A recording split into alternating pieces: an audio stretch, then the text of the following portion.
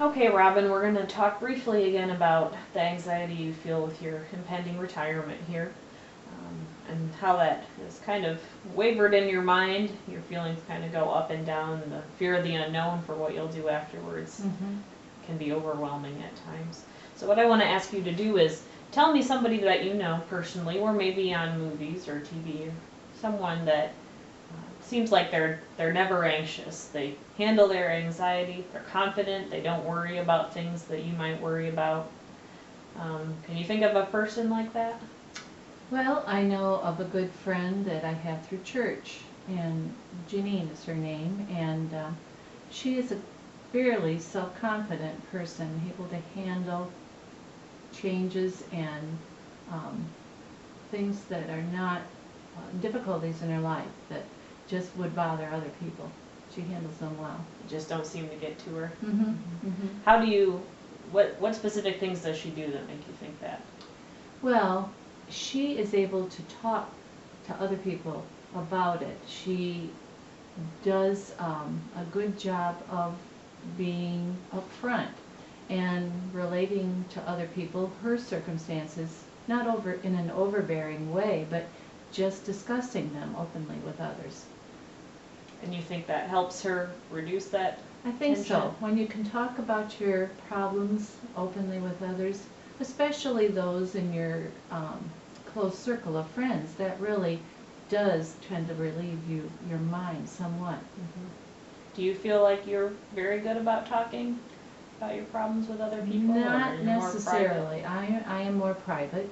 I would have to feel very comfortable with the people I'm telling it to, although I think I could relate to her, those kind of things, because she is a prayer warrior too, and she definitely utilizes prayer to openly confront her problems and find solutions through the Lord.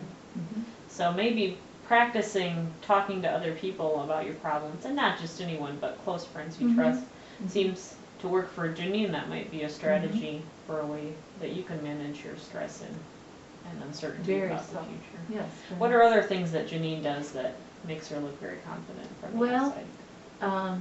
She also can look at herself more objectively and laugh at herself. She has a great sense of humor, and she's not afraid to poke fun at herself. And that tells me that she's a confident person, because not a lot of people can do that and openly admit some of the things that are problems. Well, humor is a great way to reduce tension and fear in a circumstance. It's a good lightening the mood sort of strategy. Do you think that you are capable of having that sense of humor? I would have to work on that a little bit, and I would have to realize the potential for good that it could do.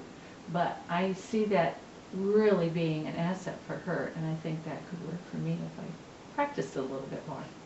So we agree that there are benefits in the behaviors that it sounds like Janine portrays, in the way that they help her maintain a healthy level of worry-freeness in her life, carefreeness maybe is what I want to say.